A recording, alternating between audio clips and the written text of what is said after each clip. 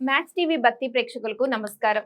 ఉగాది సందర్భంగా క్రోధినామ సంవత్సరంలో 12 రాసుల వారికి వారి ఆదాయ వ్యయాలు, అలాగే చదువు, వ్యాపారం, ఉద్యోగం మొదలగు విషయాల గురించి ఎలా ఉంటుంది అని తెలియచేయడానికి ఈరోజు స్టూడియోలో మనతో ఉన్నారు ప్రముఖ జ్యోతిష్య పండితులు సత్యనారాయణ మూర్తి గారు.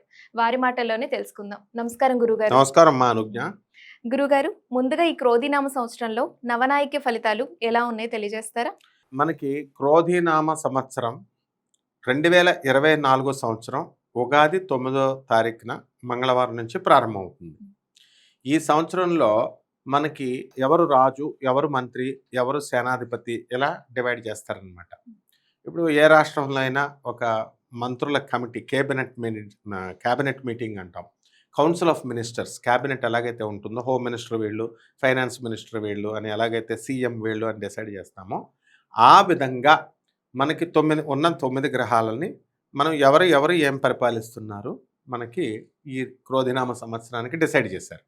మొట్టమొదటగా రాజుగా కుజుడిని పెట్టారు, తర్వాత మంత్రిగా శని, మళ్ళీ సేనాధిపతిగా శని, సస్యాధిపతి కుజుడు, మళ్ళీ ధాన్యాధిపతి చంద్రుడు, అర్ఘ్యాధిపతి శని, మేఘాధిపతి శని, రసాధిపతి గురుడు, తర్వాత నీరసాధిపతి బుధుడు.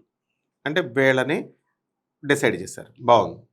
అంటే ఒక్కొక్క సపోజ్ ఇప్పుడు చీఫ్ మినిస్టర్ ఉన్నాడు, 4 డిపార్ట్మెంట్స్ ఆయన చేతిలో పెట్టుకుంటాడు. ఎలాగా హోమ్ మినిస్ట్రీ లేకపోతే ఫైనాన్స్ మినిస్ట్రీ, ఏదో 4 డిపార్ట్మెంట్స్ ఆయన చేతిలో పెట్టుకొని మిగతాది ఓ మంత్రికి ఇస్తాడు. ఆయన ట్రైబల్ వెల్ఫేర్ మినిస్టర్ అవ్వచ్చు, మళ్ళీ అది కాకుండా మళ్ళీ చైల్డ్ అండ్ వెల్ఫేర్ డిపార్ట్మెంట్ అవ్వచ్చు, అట్లా అనమాట. సో అలా ఇప్పుడు మనకు ఉన్నటువంటి కుజుడికేమో 2 పోర్ట్ఫోలియోస్ తీసుకున్నాడు, శని 4 తీసుకున్నాడు, చంద్రుడు 1 తీసుకున్నాడు, గురుడు 1 తీసుకున్నాడు. ఎవరికి స్థానాలు, కొంతమంది మంత్రులకు స్థానాలు దొరకవు కదా, అలా రవికి దొరకలేదు, ఆ నెక్స్ట్ శుక్రుడికి దొరకలేదు, బుధుడికి కూడా 1 ఇచ్చారు. దీనివల్ల ఏమిటో చూద్దాం. ముందుగా మనం ఈ యొక్క రాజు కుజుడుగా ఉన్నప్పుడు ఏమవుతుందంట, ప్రజా వ్యతిరేకత, రాజ్యుల పైన వ్యతిరేకత ప్రజల్లో వచ్చేస్తుందట. దానికి ఏం చెప్పాడు, అగ్ని తస్కర రోగానుహు నృప విగ్రహతా భృశం హత సస్యో బహువ్యాళో భౌమే వర్షాది పేనతి అని చెప్పబడింది. అంటే రాజుగా కుజుడున్నప్పుడు ప్రభుత్వ వ్యతిరేకత అనేది వస్తుంది. వాళ్ళు ఎన్ని ఫెసిలిటీస్ ఇచ్చి, ఎంత మనకి ఆడవాళ్ళందరికీ ఫ్రీ బస్సులు తిప్పుతూ, అలాగే అక్కడేమో జగన్ గారు చక్కగా డబ్బులన్నీ పంచుతూ, ఇన్కమ్ సర్టిఫికేట్లు అవి ఇంటికి వచ్చి ఇస్తూ, రేషన్ బియ్యాలు ఇచ్చినా సరే ప్రజా వ్యతిరేకత వస్తుందంట. నెక్స్ట్ రాజులకి విరోధము, అగ్ని భయం, చోర భయం, రోగ భయం ఇవి కలుగుతాయి అని శాస్త్రం చెప్తుంది. భూమి కూడా ఎలాగుంటుందంట, సస్యశ్యామలంగా ఉండదు. సస్యశ్యామలం అంటే అద్భుతమైన పంట పండుతుంది, అలా ఉండదట ఈ క్రోధినామ సంవత్సరంలో. అలాగే శని మంత్రిగా ఉన్నప్పుడు మనకేమవుతుందంటే వర్షాలు తక్కువగా పడతాయి. పంటలు ఆటోమేటిక్గా వర్షాలు లేకపోతే ఏమవుతాయి, పంటలు తగ్గిపోతాయి. అలాగే ప్రజలకి ఈ యొక్క నిత్యము పీడ, ఏదో ఒక పీడ, భార్య పీడో, భర్త పీడో, లేకపోతే రుణ బాధో, అప్పుల బాధో, శత్రు బాధో, రోగ బాధో, ఏదో ఒక పీడతో ఉంటారు శని మంత్రిగా ఉన్నప్పుడు చెప్పబడి ఉంది.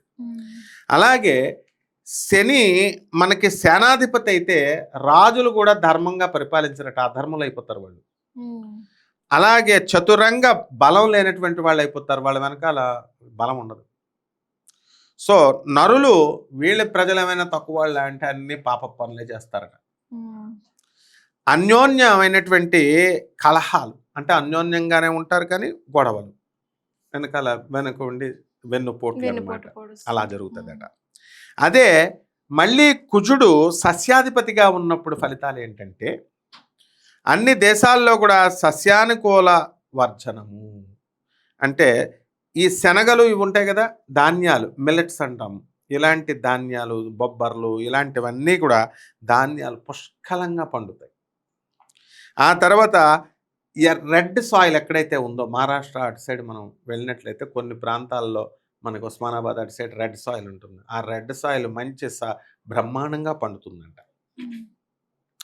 ఇప్పుడు చంద్రుడు ధాన్యాధిపతి అయినప్పుడు ఏమవుతుందంటే ఆవులు మంచిగా పాలిస్తాయి.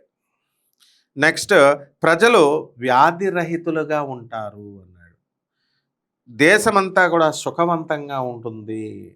వర్షాలు అధికంగా ఉంటాయి అన్నది. అదేంటండి మరి ఇందాక మీరు వర్షాలు వర్షాలు తక్కువ అన్నారు, తగ్గిపోతున్నాయి. ఇక్కడేమో అదంటే ఇక్కడ చంద్రుడు ధాన్యాధిపతి కాబట్టి వర్షాలు ఇస్తాడు. అంటే సంవత్సరం మొత్తం ఎండిపోదుగా, మధ్య మధ్యలో వర్షాలు మధ్య ఈ మధ్యలో చంద్రుడి వర్షాలు. వల్ల పడతాయి అన్నమాట.